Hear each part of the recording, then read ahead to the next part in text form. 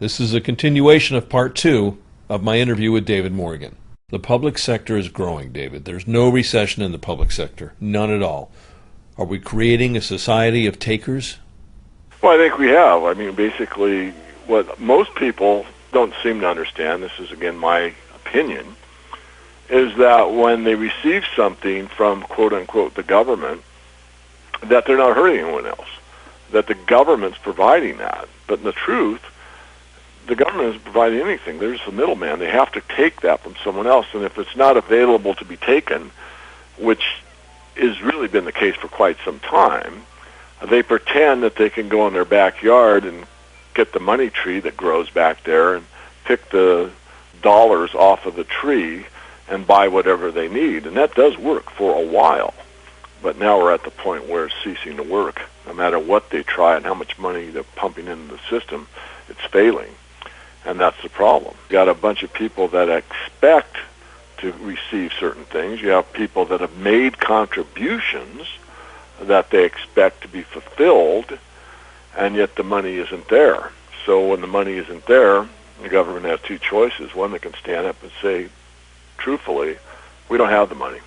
Or they'll just hand out the money, and your contract, in theory, will be provided for, but the money deteriorates in value so much that it isn't going to bring you what you expect. In other words, your Social Security payment that you thought you could have a very modest living on won't pay the light bill for 2 weeks, even though the amount of dollars, quote unquote, that you get will be contractually sound.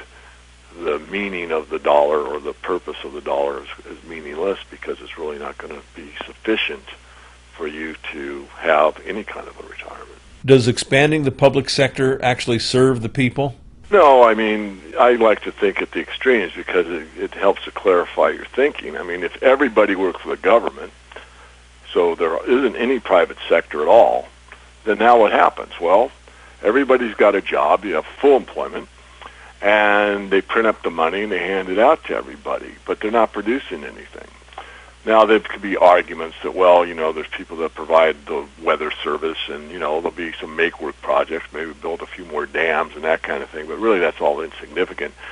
And basically just have everybody kind of just standing around talking to somebody else about something, some legislator, some paper-pushing thing, or some bean counter doing these jobs, quote-unquote jobs, that are really not productive at all, and yet they're all getting paid for it. Well, that's a total disaster, but that's the trend, and people feel that, if they work for the government, they're secure. All you have to really do is go back into the Roman times and look at, how it unwound. I mean, basically, everybody wanted to come into Rome to get something for nothing. They wanted, free bread and circuses. They didn't want to do anything other than become a Roman citizen and get the freebies. And that's the trend here.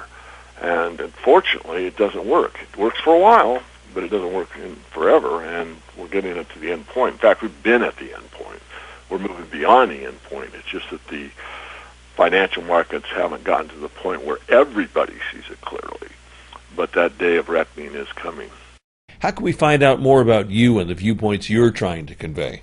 I'm going to plug the Twitter account, which is SilverGuru22. So if you just type in SilverGuru22 into Google, it will take you to the Twitter feed. That is something that I post almost everything on there. A couple of my research assistants have the ability to do it for me when I travel. But those are articles, usually 2 or 3 a day, that I think if you're really into this sector, and I'm talking not just the gold and silver sector, I'm talking about the global economy and the problems therein, you can read kind of what I'm reading, or what I've read a lot more than that, but those would be the top 2 or 3 articles I think you should take a look at. The other one is the Silver Guru channel on YouTube.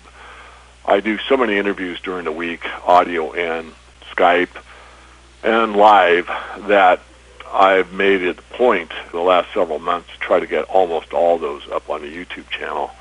It seems to me that most people now would rather get their information in an audio or visual form rather than a written form. And that's what I've pretty much dedicated to the public the last year and a half or so. I made that decision in 2011 that I would pretty much cease writing for the public domain.